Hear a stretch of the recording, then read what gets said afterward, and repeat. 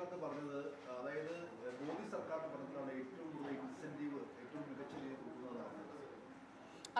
അദ്ദേഹത്തിന്റെ തീർച്ചയായിട്ടും അങ്ങനെ ആഗ്രഹിക്കുന്ന വ്യക്തിയാണ് അദ്ദേഹം എന്ന് ഞാൻ മനസ്സിലാക്കുന്നു.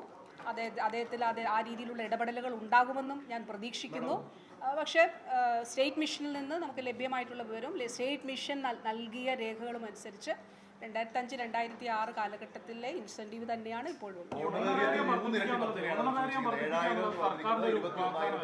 ചോദിച്ചിരിക്കുന്നു. അത് സാമ്പത്തിക പ്രശ്നം കൊണ്ട് അത്രയും ആകില്ലെന്നുണ്ട്.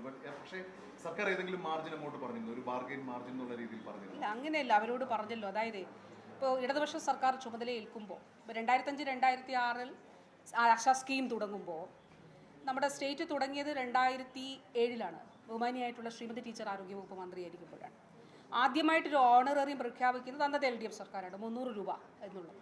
പിന്നീട് ആ സർക്കാരിൻ്റെ അവസാന ബജറ്റിൽ അത് 500 രൂപയാക്കി ഉയർത്തി. പിന്നീട് വന്ന സർക്കാർ 2011 അധികാരത്തിലെത്തിയ UDF സർക്കാർ ഈ ഓണററിയം കൊടുത്തു തുടങ്ങുന്നത് 2013 2 വർഷം കഴിഞ്ഞിട്ടാണ്. അതിനുശേഷം ആ 500 രൂപ എന്നുള്ളത് പിന്നെ 600 രൂപയായി, 700 രൂപയായി, 800 രൂപയായി, 900, 400 രൂപ വർദ്ധിപ്പിച്ചു. എന്നിട്ട് അവർ പോകുന്ന സമയത്ത് 1000 രൂപ പ്രഖ്യാപിച്ചു. പക്ഷേ 2016 LDF സർക്കാർ വന്നപ്പോഴാണ് 1000 രൂപ കൊടുത്തു തുടങ്ങി. ഈ 1000 രൂപ കൊടുത്തു തുടങ്ങുമ്പോൾ മുൻപത്തെ നിലയിൽ 100 രൂപ വർദ്ധിപ്പിച്ചല്ല പോയത്.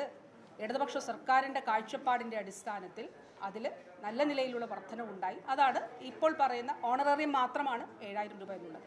ഈ സർക്കാരിൻ്റെ കാലഘട്ടത്തിലും ഓണററിയത്തിൽ വർധനവ് ഉണ്ടായിട്ടുണ്ട്.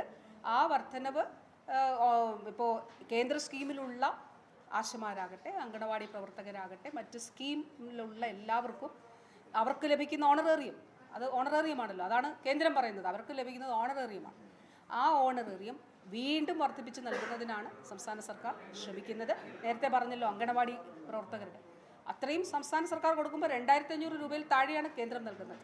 അത് നമ്മൾ കാണണം, ഒരു കേന്ദ്ര സ്കീമാണ്. ആ കേന്ദ്ര സ്കീമിൽ സ്റ്റേറ്റ് കൊടുക്കുന്നത് എത്രയാണ്, കേന്ദ്രത്തിൻ്റെ ഷെയർ എത്രയാണ്. അപ്പോൾ ഇതിൽ ഞാൻ ഇന്നലെ പറഞ്ഞതുപോലെ ഇതിൽ വളരെ കൃത്യമായ നിലപാട് തന്നെയാണ് ഉള്ളത്.